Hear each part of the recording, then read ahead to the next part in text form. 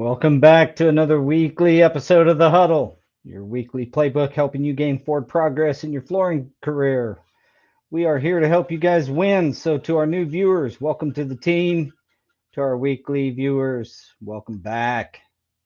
What's up, Jose? What's going on, brother? How's things? Another day in the life of Jose. All right, baby. That's a beautiful life right there. Some days is good. Some days it's just normal. Well, pardon me ahead of time if I keep clearing my throat. I'm coming off of being sick for longer than I would have liked to, and still got a little hoarse. So, um, pardon me if I kind of during this episode, but this week is another episode of Blue Collar Cruise. We got some cool topics for you guys. Uh, for anybody that's new, the Blue Collar Cruise is really we go out on the internet, find cool articles about construction, flooring, uh, maybe not always cool, but interesting subjects, I should say, about Uh, our industry and the construction industry at large. So we like to share those with you. We kind of prep a little bit and get our opinions formed. So we just kind of give you our opinions about this stuff and then open it up to conversation. So if you're new with us, please, if you are connecting off of one of the social platforms, communicate, comment, yeah. give us some questions, give us some love, let us know what you think about these topics and your stance on it. So we'll give it a few Jose, minutes, let some more join. Looks like we got some people Jose with joining. an H. What's up, Jorge? Jose with an H. Oh, I love that. I love that little. Oops. Love that little skit. so your week starting out good. Sounds like your brother's at a pre-bid, which is always awesome. Things picking up there. Has it been pretty busy up Yeah. in your neck of I the woods? I think if you're not busy, you're not trying, right? Because if you're not busy with work on the floor, then you should be busy on getting work and making connections. So it's to say that we're Always never. some, always something to do. Yeah, dude. There's always something, and you think if I think about like when I was an installer, just installing before we shifted and started sales as well. It's when people used to tell me, "Oh, I don't have any work. What do you guys got? What do you guys got?" And it's like I'm out trying to find work, bro. Like I like what it like I get it. I don't have any either, but I'm gotta grind. Gotta grind. There's always something to do. Yeah, Mm. yeah. But You're either it goes back selling, to measuring, yep, bidding, scheduling, ordering, installing, whatever. yep. So one thing, So the one thing for me to look at it like that is when I was younger, my mother told me when if I didn't have a job, then my full time job was looking for a job. amen. It's either I'm working 8 hours a day at work or I'm working 8 hours a day on finding work. Yep. Never let that go. Yeah. Hey, Jorge, we are staying warm here in Wichita. I tell you what, we got 70 degrees today. We were at like 60 something yesterday. So Oh, we had an 80-degree swing. We were negative like 5 or negative 8 last week. So yeah, we are staying warm here. Jose Jorge says I'm looking at my estimate weather drink app a right beer now. to stay warm. Yeah, we're at around 48 degrees, so that's like summertime. It feels like springtime. We're 70 and sunny. It's crazy. I've been Man, outside a few times today. I was like, man. All right, well, let's kick off the topics here. A couple topics in regards to we got some topics covering the tariffs, payment delays in the construction industry. I think most of us have some concern around that. Why Mondays might be the most dangerous day of the job. Well, it's statistically the most dangerous day on the job, and this article kind of um, considers the reasons why behind that. And then we got tougher concrete that's coming out of Princeton University, and it is 5.5 times stronger than conventional concrete. And guess what? It's all inspired by our bone marrow, which is pretty cool. And last, if we get there, one of the this is from the conversation. They asked the question: would a mandatory 5-day work week solve construction's work-life balance issues? So, if you don't know, our industry is one of the hardest worked, and part of that's the labor shortage. So it's like physically having enough people to get all the work done. Um, but I also think it's a schedule issue. So we may dive into some of those topics. Let's get started with the first one. This is the tariffs. As many of you know, President Trump has temporarily paused tariffs from the imports from both Canada and Mexico for the next 30 days. Um, this has come, both the tariffs and the pause has come via executive order, um, but it's got its yin and yang. It's got its supporters as well as people who uh, are in strong opposition to it. So we're going to discuss this a little bit. So it was initially set on to take effect on February 4th. As you know, as previously stated, these tariffs have been put on pause for 30 days. It's a 25% tariff on goods from Canada and Mexico, and 10% tariffs on imports from China. Where it comes in is industry leaders from trade organizations like the National Association of Home Builders warned that higher tariffs on materials like softwood lumber and gypsum, both of these products, as you know, we use a ton of, would increase not only housing costs but overall development costs. And it says more than 70% of these materials come from Canada and Mexico. So that's a that's a figure I had no idea of. But Yeah. 70 of our softwood, so that's like pine, fast growing lumber, and Hmm. gypsum come from Canada and Mexico. So the imposing tariffs, uh, or I don't know if I'd call it imposing, but the potential tariffs taking effect would be much more expensive for housing, causing obviously the housing market starting to retract a little bit. Homes are becoming a little bit more affordable from the studies, and this would just reverse that. So I think that retailers and business groups like the National Retail Federation and some others are, really pushing back on what these tariffs would do to small businesses.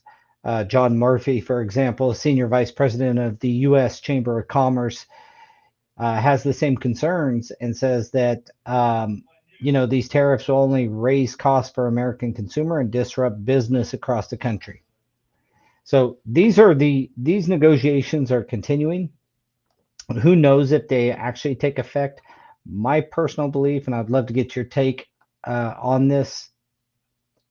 My personal belief is it's Trump doing Trump stuff. It's Trump trying to get his way, which is, you know, by all accounts, what he feels best is for America, and trying to get his way through these tariffs. And I think he's shown that if the other countries will do some of the stuff that he wants, securing the border, having fair trade agreements.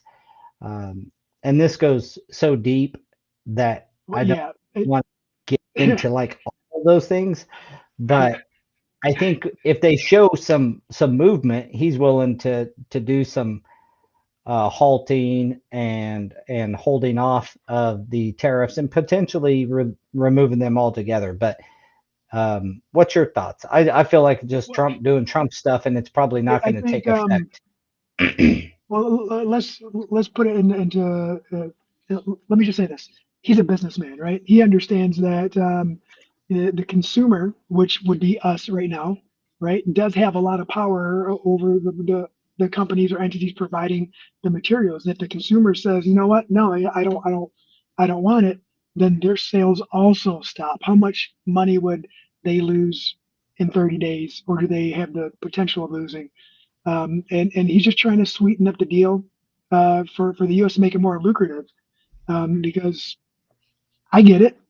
Now you said the 70%, and and I read a couple other articles too that said that we actually have the resources for us to provide it within our own country. It's just it's expensive for us to provide labor to those companies in order to produce that. So that it's either putting a tariff on something that's being shipped in, or like internal tariffs because it costs so much money to pay an American to go work.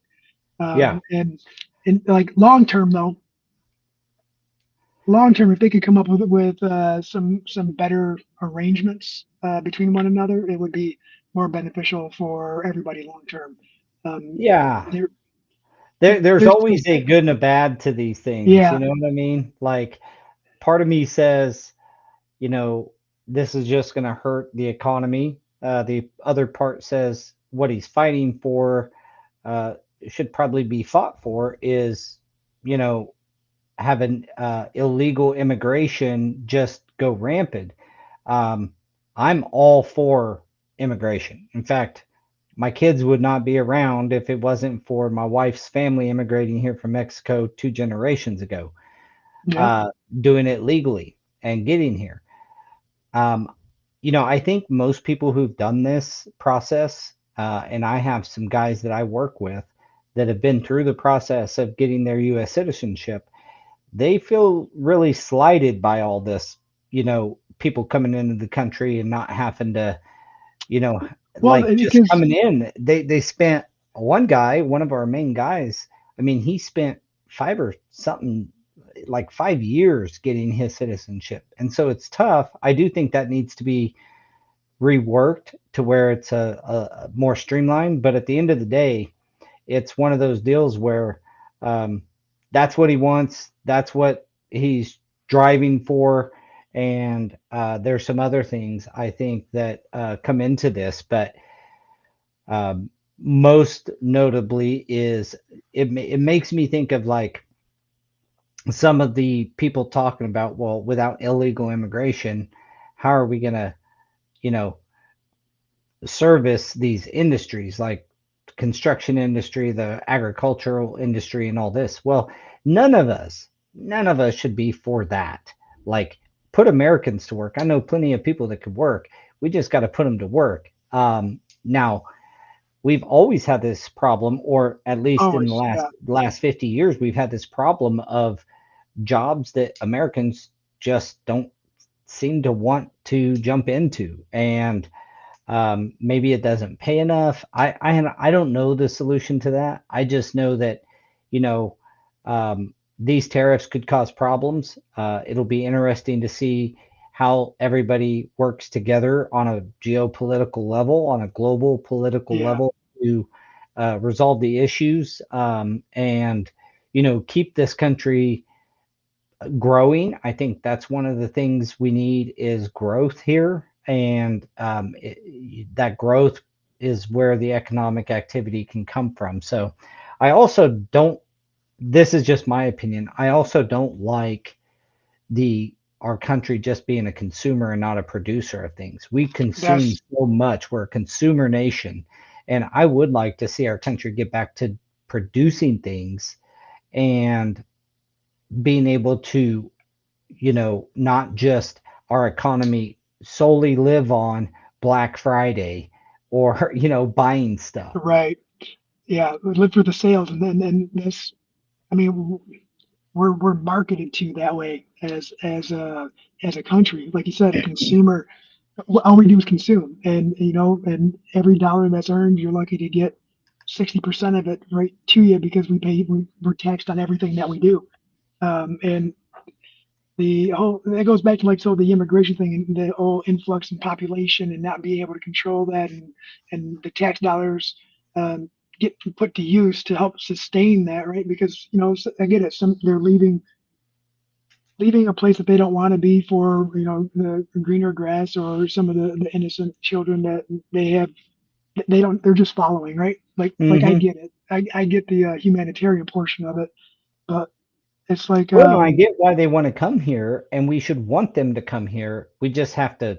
There's a lot of work, and this subject can go down such a rabbit hole. But oh yeah, 100%. at the end of the And day, if we can clean up our immigration policy to allow this to happen more effectively, I think that's part of the has to be part of the solution. But What did they call it? Like when people were like sponsors, right? Like there's got to be like some kind of sponsor program. Like if you're a family member who's been here and you have ties to help out, um, there's got to be some kind of way to vouch for all of that. And I think it's just a matter. There's just no control, and he put well, his one foot down. And one I of our really, good friends, your my good friends Jeff King talked about this last time yeah, I was in Vegas with him and discussed like, there are ways mhm, um, to do this that's much more effective. And I believe he's going to be presenting some of these things. His firm is to Capitol Hill and trying to get some of those things put into place. I think that's where a lot of efforts from America should be, and our folks is how do we fix this thing so that it's not a continuous problem. If you if you just throwing tariffs at it, I don't know that that's the most effective, but at the end of the day, that's what it's a happened. it's a scare And tactic. It's like that's how I feel about it too. yeah, I do think so that do it's just I. like Right? a scare tactic and And it not scares something that's going to stay. scares both sides, right? Oh my God, we're going to have to pay for inflation. And then the other side is, oh, we're going to lose our best customers, Yeah, right? that's right. Like, hey, Mister Worried about inflation, you're the best customer. Let's flex some muscles and say, let's just grit our teeth for a minute and hope for the best. And if it doesn't work out, then we go back to the drawing board, right? But it just somebody's got to start it. Yeah. Well, at the very least, it kicked off a conversation that the nation's having now. That I think anytime we can have conversations and discuss these things openly together, um, on podcasts like this, as well as with your friends and family and business partners, just having a conversation, that's where, you know, good ideas come from. I mean, this pretty much kind of sums it up that as negotiations continue, the industry leaders and policymakers remain divided on the best approach to balancing the trade, national security, uh, drug trafficking, specifically fentanyl, and economic stability. So, dude, those are huge items that are we're talking about that there's no easy answer, right? You're talking balancing the trade, national security, economic stability, and drug trafficking. Like these are huge things we're talking about here, so we don't play to know the answers. We're just kind of chatting through it and giving you our opinions. So if you have opinions, let's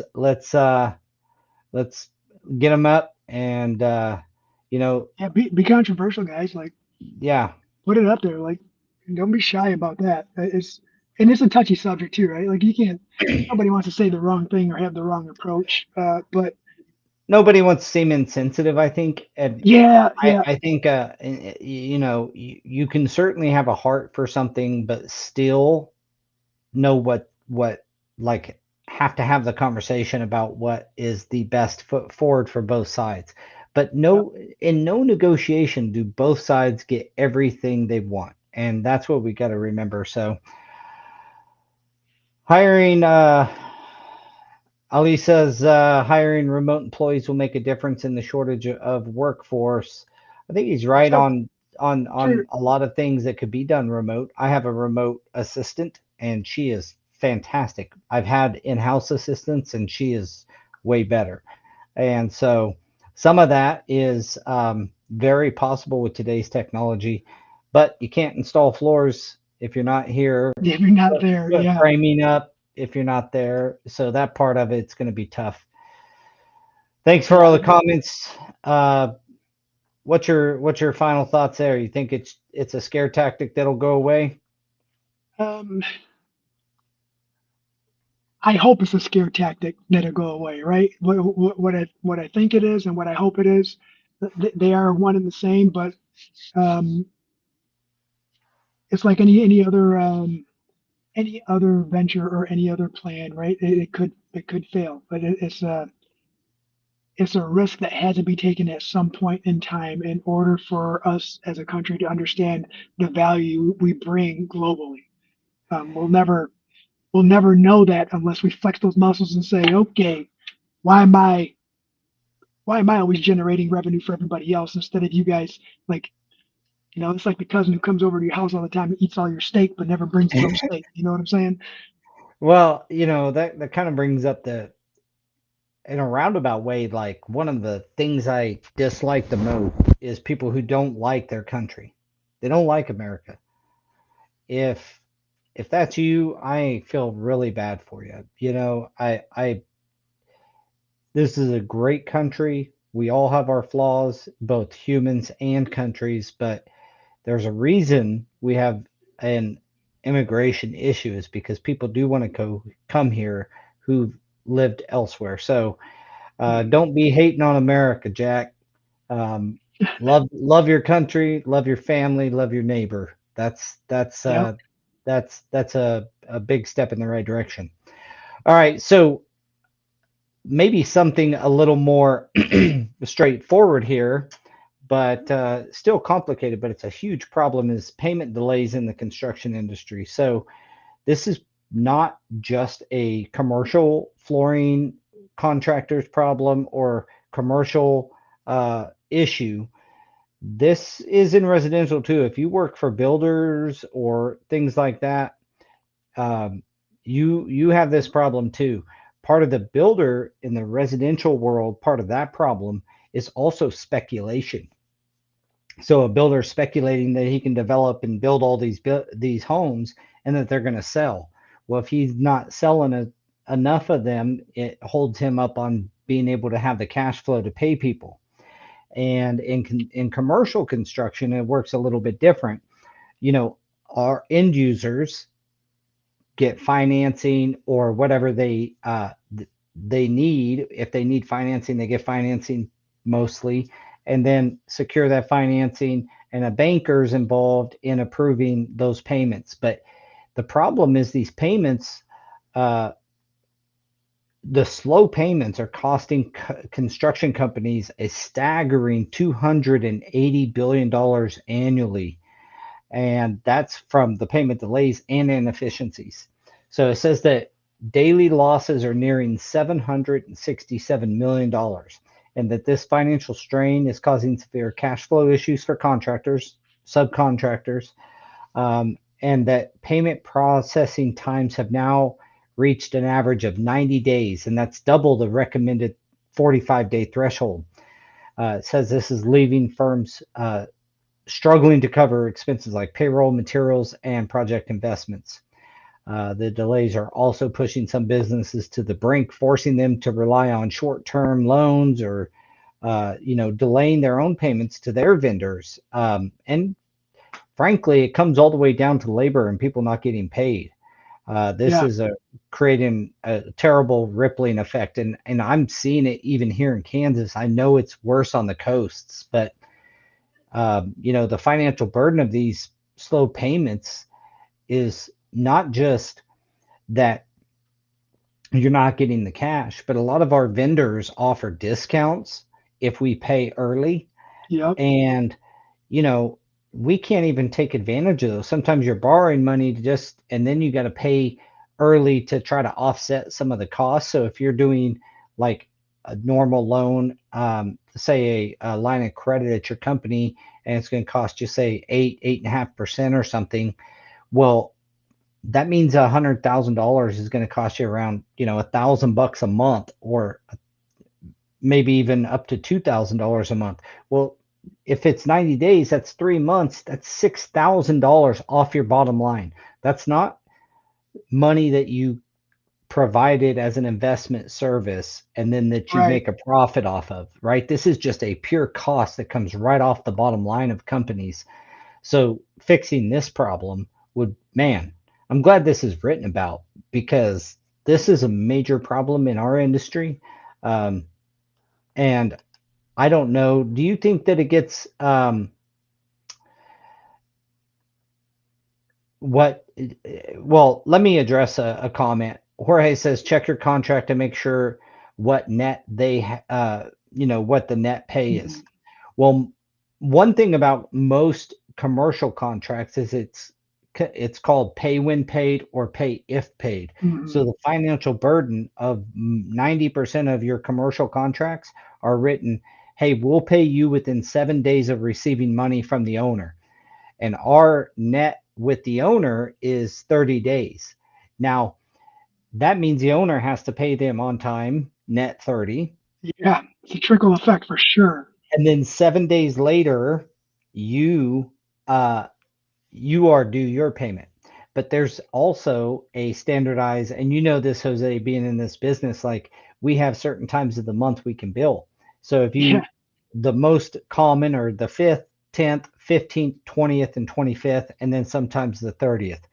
So what this does is say I send my pay app in on the 20th, but I received my materials on the 10th.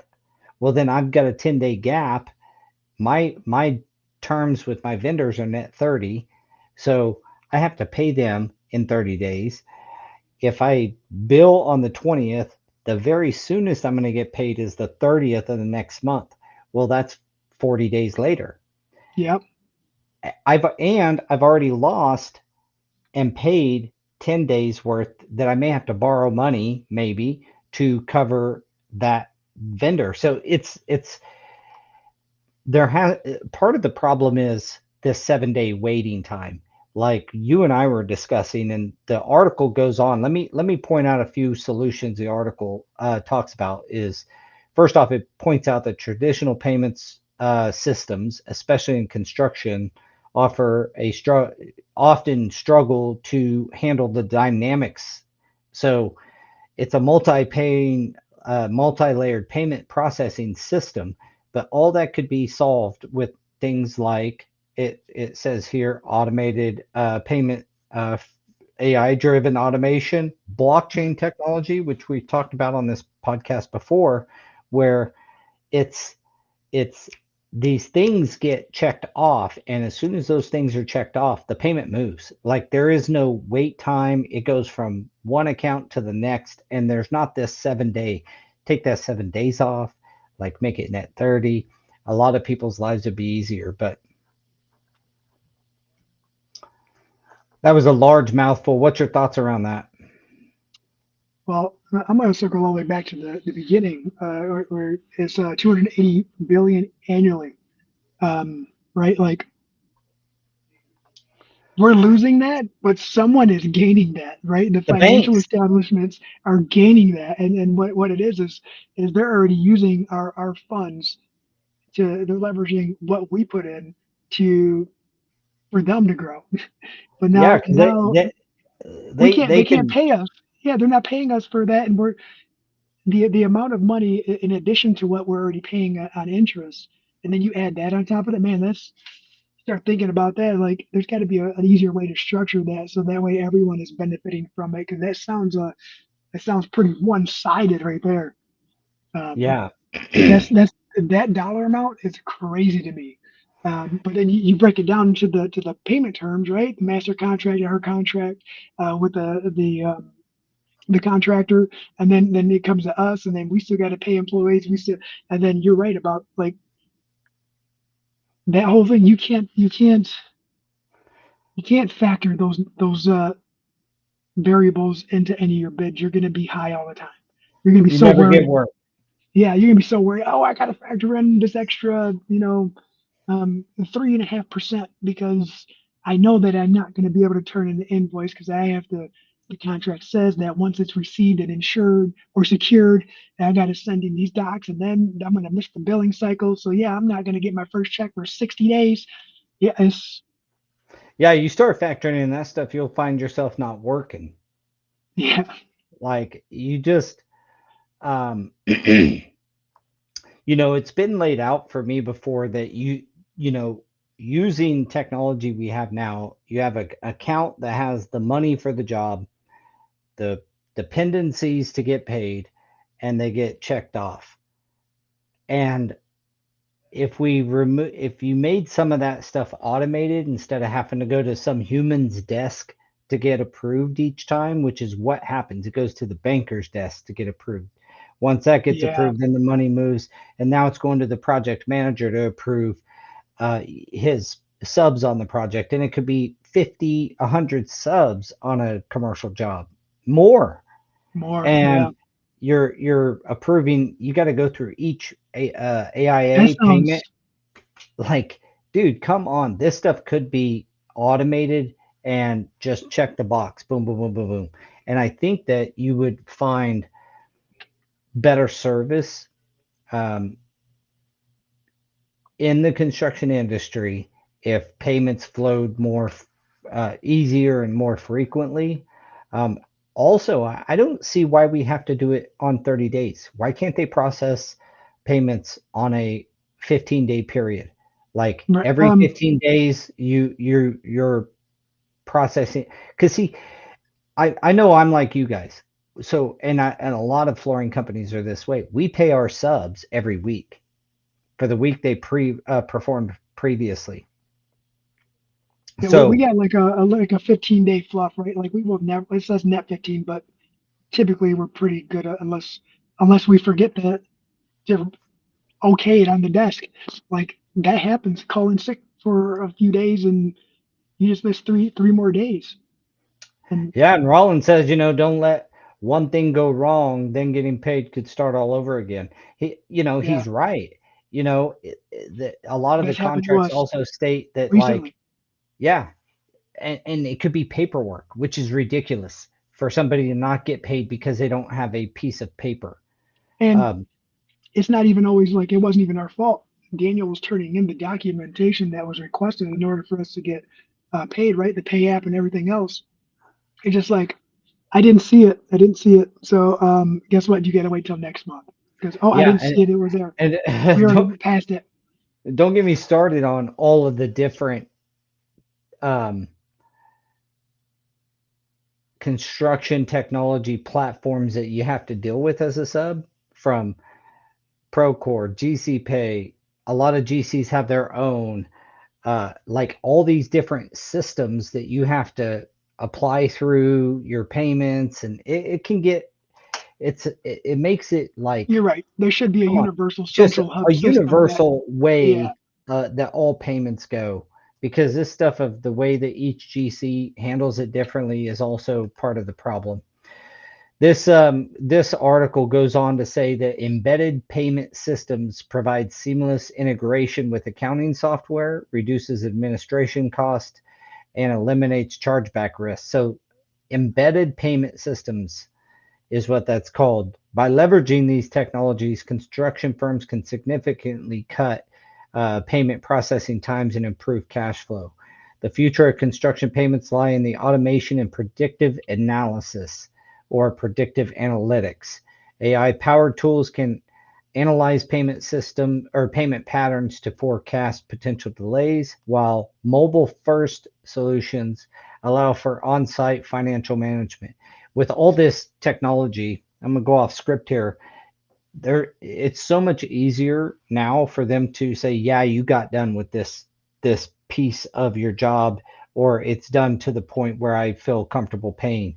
I understand that one of the things that makes it complicated in our industry is that, people could bill for things that they don't have done, right? right. Like billing more percentage than what you have done. So I understand that somebody has to, that like that has to be um, um, confirmed. But with mobile technology and all the stuff at our fingertips, it should be, if the industry would advance these or embrace these advancements, they could modernize their payment systems and gain, not only could they gain competitive advantage, but long term, it just adds stability and growth to our industry. Well, and then people will take more risks, right? You'll have smaller businesses that are willing to take more risks because they're not hitting that brick wall and that large gap in pay. Yeah, you're They getting paid. You're getting your money a little faster. You're going to take a little bit. Yeah, you can obviously, right. you're It's exactly like right. when you're getting you're getting a paycheck every week, right? So you work at a corporation or a factory, you work, you're getting a paycheck every week. You plan your life your pay periods, right? And unfortunately, when you don't know if you missed that window of opportunity, you don't submit it, or you're missing something, or let's just say Daniel was the one paying someone and he's been on vacation for a week. Um, Unfortunately, didn't we guess what? we know Your from payment's Go on vacation, we know from Go Carrera that that can all be automated. We do. right? It's all automated, meaning they could, like, so I'm sorry I didn't see it. Like, AI and automated payment systems can verify that that document was digitally received and it's stamped done, and the sub gets the confirmation that that was done. So that this can't be Right. done then. But I Well, let's. feel like, the frankly, and I won't say this is true, but there's just a lot of people in the world that believe that general contractors hold on to the money and then invest it in other ways and earn a percentage. I know that that gets talked a lot about on by our audience and brought up. So where there's smoke, there's fire. There's probably some of that going on, especially on the larger jobs. But Yeah. I feel like this could really solve, the just modern payment systems could solve. And like you said, people would companies would take more risks because they have better Hmm. cash flow. Yeah. The uncertainty is what stops anyone. No one's gonna. Only weird people, right? Only people with entrepreneur spirits take that risk and Take that big a understand. risk. We got to be Yeah. insane sometimes with Some. the amount of risk we take as business owners in general, but being in commercial construction as a small business owner, It's sometimes you got to check your pulse and see if are you really alive, because yeah, the yeah. amount of That's what risk you Daniel's take here is for. really crazy. That's what Daniel's here for. Daniel helps me out with that because I'm like, hey, look at this, look at this idea, look at this right here. Yeah. We could do You're this. you're definitely the risk taker of the two, like the one that kind of throws caution at the wind for the opportunity, and I think he draws you back. That's what makes you guys such a great team. Yeah, he does. He does. He says 1 out of 100 ideas. So we got a couple other topics. So let's see what the audience wants to talk about. We got why Mondays are the most dangerous day on a building site, and then tougher concrete inspired by human bone. Let's give we'll keep talking about the payments for a minute. Again, tougher concrete inspired by human bone, or the fact that Yeah. this article says that Mondays are the most dangerous day on a job site and why. So, one more piece on the payment thing is if cash flow is good, then you have a lot more cash. Oh, looks like Daniel might join us. Hey, or if he doesn't join us, he might join in the conversation. Um, Yeah.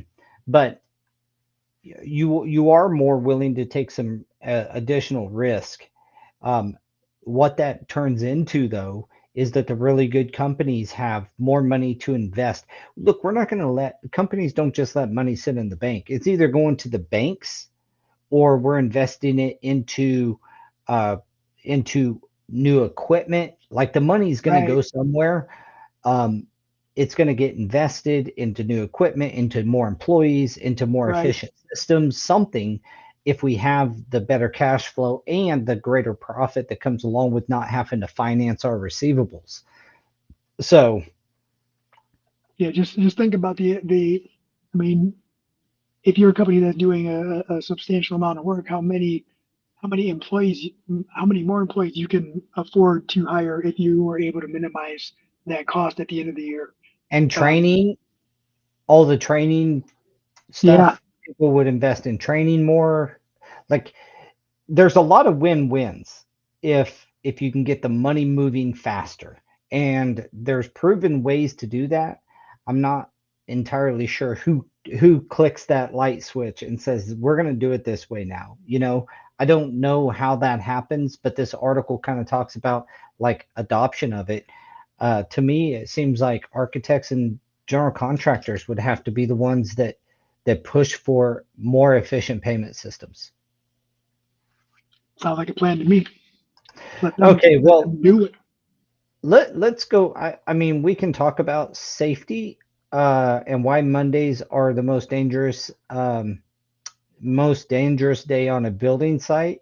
And this is coming out of the conversation, and it's really based on Australia's construction industry. Well, that's one of the places they studied, um, and they state that the industry has our industry, the construction industry, has a notably higher rate of workplace injuries compared to the national average. We know that because our insurance is so much more expensive. But in 2023 alone, it says 45 workers died on construction sites, surpassing the previous 5 year average of 33. The leading cause of fatalities are being struck by moving objects, falls, trips, and slips. In addition to these fatalities, the sector reported more than 16,600 serious workers' compensations claim, with workers facing extended recovery times and higher compensation costs than in previous years. They're saying that that a concerning pattern, is the Monday effect, which refers to higher frequency of accidents on Mondays compared to other workdays. So it looks like this study covered China, Spain, Hong Kong, and Australia. I wonder what the U.S. If they fall in line with this stuff, but Well, it, it's I have my theories. it says several factors contribute to these elevated risks according to the study. Unrealistic deadlines. I think we can check that box here in America. Worker Yeah. shortages, check, and lack of adequate safety training. Now, that one I think we do probably better than the other countries, but um, I think certainly if you are in commercial construction, I mean, we have another job kicking off this week that, I mean, you want to talk about safety gear and like cut resistant gloves. Our Dude, guys are is it required to for wear those all the Skanska? Is time that the, now. What's that? is it for Skanska? Because that was probably the most cutthroat safety project. And this is years ago, brother. Like I'm going back 14 years. There's just like I've never. That's a, The let's just say Amazon it was. the Amazon projects we did a couple years back were really like this as well. But this is a new hospital, and I get it. Safety is important. I guess my point is, I think we do pretty good as Americans on safety training, but this brings up the unrealistic deadlines and worker shortages, which I think is probably two of the biggest things for America. The fact is that, man, the stress of like, hey, we got to get this done, we got to get this done, and that comes from Dude, the GC most yeah. times, but it's really coming from the owner because you're working in some facility that produces something or does something that makes money, and every day they're closed, for example, a hospital, every day Oh that yeah. bed It's is not expensive. filled is how much money that they're losing. And so, Depends on what room. and then they put liquidated damages in, which cause additional stress, and you'll do just about anything you can possibly do to knock it into LDs. Yeah. So, Yeah. like safety, that's when safety can become like a second thing. People are working unbelievable long hours. It adds stress, fatigue, communication starts to break down, all that stuff. And, And let's be a realistic, man. In the construction industry, doesn't matter if you're a flooring guy or whatever. The extracurricular habits of some over the weekend aren't really going to complement your Monday attitude. For being realistic there, and that was one of the things I wrote down is long weekends because of extracurricular activities can start a groggy Monday. And you said something about accidents, right? Like can be it's just yeah, yawning and driving a high low, or and just something like that. Yeah, I the don't know. Mondays are certainly the Monday effect is not just caused by this stuff. It is on the backside of a weekend.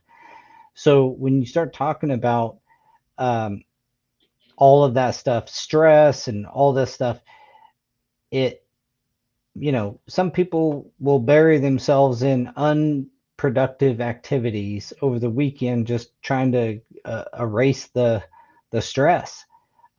So even that's part of it. I think when it comes down to it, there needs to be um, more realistic expectations. I don't think any contract should ever be awarded based on time. I think that pushes Yeah, general contractors to make unrealistic um, promises and then force those down to their subcontractors who have to abide by their schedule, and it prioritizes safety in kind of a latter part, yeah. right? The Well, schedule is more important. and then also on to top that off is all the technology because 20 years ago I remember they used to have the project will get done when it gets done. We have a year to do it. There's no sense in rushing it. But then they started coming up with fast track projects, concrete that hardens or cures quicker, and prefabricated walls that it can go up and set an expectation. Um, and people started to learn, and if something went wrong, they weren't able to adjust, and yeah, they still kept the deadline, or someone got done early, they'd push it up. Oh, guess what? We can get done early now, and I'm gonna move up my grand opening. Yeah, yeah, and that's another deal as you just uh, displayed is that when you do get better, when you do start beating time, they start cutting it off of the end, and you don't. That's not just all that schedule like thing is something that needs to be worked out, in my opinion. But it goes past just the um, safety.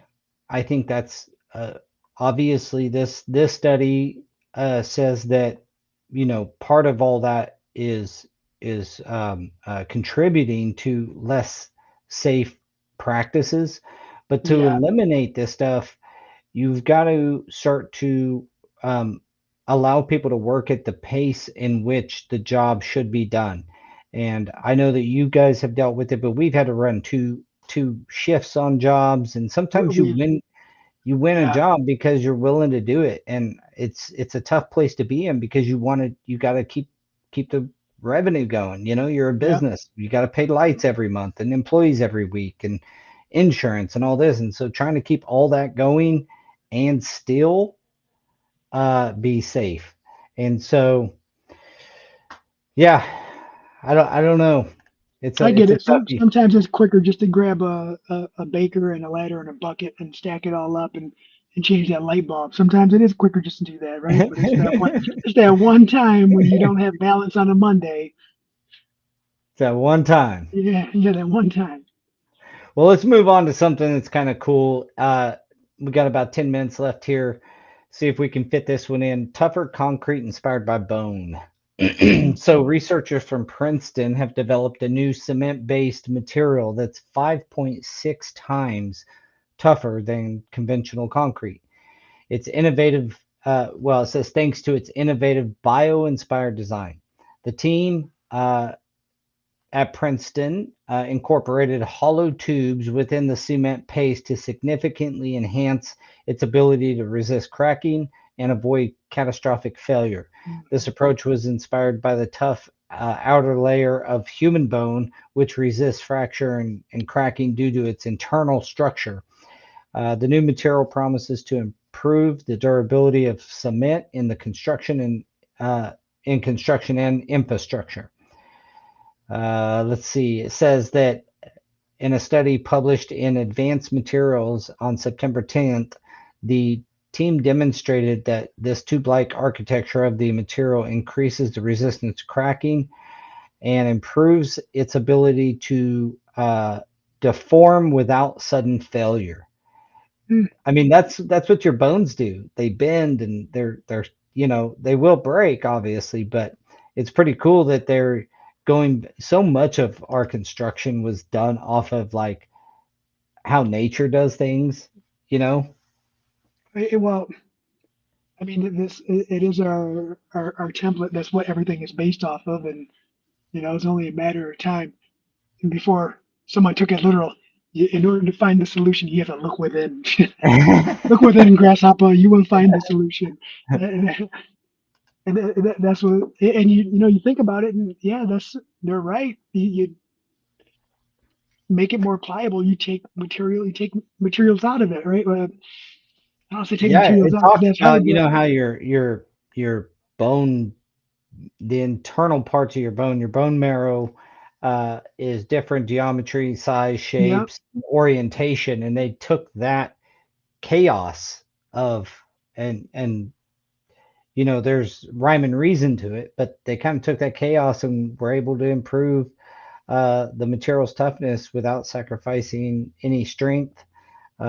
Goes on to say that methods that strengthen concrete with fibers or plastics, that's the old technology. This new technology doesn't rely on using like the fiberglass stuff you got to burn off, those flooring guys hate so much. Yeah, well, it may, I don't know, it may be harder to nail, or it could be less dense and easier to nail and while still providing the strength. yeah. I don't know. But this is not using those fibers we hate or plastics. This is a new uh, technology or technique that relies on geometric design within the materials itself. So you're not So really adding foreign material to the cement. It's just the way that uh, the way they construct it is just the making way it more it's structured. pliable. Yeah. Yeah, and that brings up a good point. That like, or makes me think of this. Does that mean that the composition of some of the harder materials that we install now has to change in order to fluctuate and to move with the deflection that this now has? Well, that is a good question, my friend. Right? Will Is our there industry have to change with it? expansion rate? Can this only go 100 by 100 feet, or are we talking continuous? Um, Well, the way it says is that this framework allows for more precise customization of the materials, uh, of the material beyond simple, like you can do more with it, essentially. Um, it says that they're now looking to expand the application of this technology by using robotics and additive manufacturing to further refine the design and explore its potential. So this isn't something out there yet. It just got kind of discovered here in the last 6 months. But at least in infrastructure, let's say you don't use it in construction, but in infrastructure like roads, bridges, things like that, yeah, right? You get a that would be the roads would be huge, right? Like because we have winters, we have a lot of asphalt, and more durable. Yeah, you don't get these blowouts from the freeze thaw cycles. yeah, and that's the thing is, you know what? Yeah, well, I wonder. Hopefully, it doesn't trap moisture over time, and in some places like where we live, crack, crack. Uh, I'm sure they're testing all those future possibilities of it. But they pretty much close this article out with the potential to make the structures more durable and damage resistant. Mm, So yeah, pretty cool. I always love these types of articles that people yeah, I like to discover nerd new out. stuff. You know what I mean? Like I like to it's a nerd out. whole new discovery that opens a lot of questions like, wow, what's that going to do to the moisture? Is moisture going to move through it easier? That was one of the first things I thought of is like if it's got more spacing and tubing and Hmm. like capillaries, Is it going to allow for moisture to go through it easier, thus causing us to have to really rethink the way we do flooring if they ever use it in slab technology, on like Right. slab construction. Interesting stuff. It is. I wonder what other like, this is generalized. We deal with concrete a lot, but I wonder what is new coming out in the flooring industry that we're unaware of. What's been in the works the last 10 years that is Yeah, we may need to get somebody ready to hit the market. that's like in the design field of one of the mills and say, hey, what kind of stuff you guys working on? Yeah, Give we us some could dirty block dirty. you. Yeah, we could block you out and give you a voiceover. Yeah, And dude, boom. we can do it like anonymous. Yeah. So You can anybody just wear a listening, mask. We'll give you one of them. A P Diddy mask. Give him a P Diddy mask. So we didn't get to this last one, but I'm just gonna read the headline and we'll see what your I want to know what your first answer is. Would a mandatory 5-day work week solve construction's work-life balance woes? Now, there's a whole article to this, but I just want you to consider that topic. That's the headline. What do you think? My my answer from my experience and who I am is no. Because and the biggest thing is that I feel if I'm not working on the business, someone else is working harder than me and advancing more than I am. They're putting in more effort, more work than me. Um, I don't like that feeling. I think without reading, using any of the body of that article, Yeah, my initial thought is no, because of what we just talked about. Schedules rule. Every yeah, day a that's yeah. company's not open, it costs them XYZ amount of money. And so then every day that they're not open, it puts pressure on everybody that's building the facility. And I just don't see people willing to just work a And 5-day work week and then at the end of the day have liquidated damages and all this other stuff, or get penalized in some way that, you know, because you didn't get work done. And we all know it's the electrician's fault. Like, no, I mean, what? we all know that, like, once one thing gets off early. I remember a job one time still got delivered 3 months late. That held off everything. And then they Everything. Yeah, still had to get done in time. And so what do you think that did to a job site? It was a disgusting nightmare. And because of that, yeah. I don't think it'd work. I don't think it could ever get implemented. No, and the schedule thing is what puts us in the position, like puts me in that position of someone's working harder than me, right? Because my Saturday and my Sunday is not the regular Monday through Friday where we're out banging out projects. It's I'm setting up for a successful next week, or I'm taking care of the things that because of my schedule I wasn't able to get to during that week. I'm a Yeah. little crazy when it comes to stuff like that, but yeah, it's just Could you imagine just working 5 days, like 5 8-hour days? yeah. But I used to do that when I wasn't I don't think self-employed, I've right? ever been I, in the but but position. but I only did that like when I was younger, like before 18 years old. But then even as you get older and you do work 5 days a week, the other as an adult, the other 2 days are working Well, on your look at house, it's just like what working Ron on says. No, it wouldn't, because people have habits and that won't change. yeah. Well, we've come to the end of our episode. We didn't get to all the articles. I hope you guys enjoy when we bring this stuff to you, something to think about. Chiming in. Thanks for all the participation. Thanks to the audience. I'm sorry I didn't get to everybody's comments and questions. We were kind of Daniel's diving usually in here deep for there. that. Yeah, Daniel usually takes care of that really well for us. So I want to thank everybody for joining us today. We'll catch you guys next week. Same time, Tuesdays, 3 o'clock Central, 4 o'clock your Eastern. time, Eastern. And yeah, join in. And if you like what you know, what we represent here in our industry, get involved. Like, Yep. give us some comments, give us like, subscribe, go to our YouTube channel and check us out. We appreciate you guys so much. You're why we do it. So we will catch you guys next week. Thank you, everybody. See you guys.